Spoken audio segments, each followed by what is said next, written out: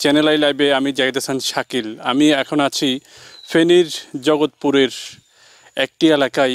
আমরা এসেছি একজন কৃষকের বাড়িতে, যার 4টি ঘর ছিল। 4টি ঘর লণ্ডভণ্ড হয়ে গেছে বন্যার পানিতে। আজ আমরা আপনাদেরকে দেখাবো যে ঘরের করুণ পরিণতি। দর্শক,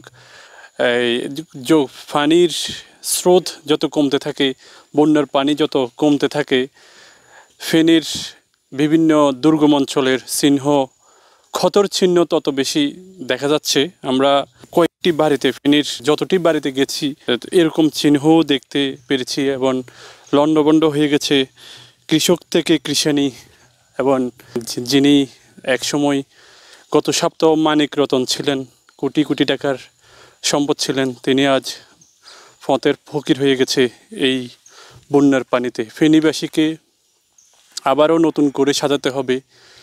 ফেনীবাসীর সব কিছুই লণ্ডভণ্ড হয়ে গেছে। যার মানে শেষ সম্বলটুকু ছিল একটি ঘর, যিনি কৃষিকাজ করে জীবনযাপন করতেন, তার ছোট্ট পরিবারটি কৃষিকাজ করেই চালাতেন, তিনি আজ পথের ফকির হয়ে এই বিটের উপরে, আমরা পথ দিয়ে যাওয়ার সময় দেখলাম যে উনি বিটের উপরেই বসে আছেন। তার পরিবার আরেকটি বাড়িতে কোনোভাবে আশ্রয় নিয়েছেন, তার থাকার মতো আর কোনো জায়গা নেই। আমি আপনার থেকে একটু জানতে চাই যে এই যে বন্যার পানিতে যেভাবে আপনার ঘরটি চলে গেছে, আপনার কি করবেন বা কি করতে করিবার কোনো শক্তি নাই। সব নিয়ে গেছে। মেয়েরা তো মেয়েরা তো বিয়ে সাথে দিয়ে গেছে, তার কাছে ছেলেরা 3জন, পরিবার লইয়া ছেলে বড়টা, আর 2জন আছে ও রাজমিস্ত্রি কাম করে, কৃষি কাজ করে আমার লগে থাকি। আর ইজ্জায় কোনো রকম গাড়ি টাড়ি চালাইতো, ইজ্জাও ফার্নিচার কাম করে। এইজন তো শেষ, আমরা তুলে দাঁড়ি করি, এই কোনো রকম জীবন নির্বাহ করি। আল্লাহ তাআলা ভিতরে আমার কাছে কিছু নেই, নাই বলবে কিচ্ছু নেই। এখন মালিক গর্বিটাই আছে, আমার ওই বাগা শাখা জমিন খেত করি, এটার নির্ভর করি চলি, আল্লাহ ছাড়া এটা একটা উসুল্লা ধরি। আপনি একটু বলবেন আপনার পরিবারে কে কে আছে? আমার পরিবারে মনে করেন এখন আমরা 5 জন আছে। এখন কোনো রোজগার নাই, ইনকাম নেই। ঘরগুলো তো আপনাদেরই? জি, আমাদের।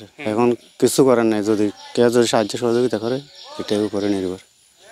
আর আমাদের কোনো ইনকাম নেই যে আয় রোজগার নেই, রোজগার করে সার কি করে ঘর দিতে পারবো, এরকম কোনো ক্যাপাসিটি নেই। এই যা টুকটাক খেত খামার করে খাইতাম অতটুকু বাস, আর কোনো কিছু করার নেই আমাদের। ফেনীর দুর্গম অঞ্চলের বেশিরভাগই মানুষ কৃষিকাজ করে তাদের জীবনযাপন, তাদের পরিণতি সবারই একই রকম। আশ্রয় কেন্দ্র থেকে যখন ঘরে ফিরে তখনই দেখে যে তাদের ঘরে কিচ্ছু নাই, শেষ সম্বলটুকু এই বন্যার পানিতে লণ্ডভণ্ড হয়ে গেছে। ফেনীর ফুলগাজী উপজেলা থেকে জাহিদ হাসান শাকিল, চ্যানেল আই।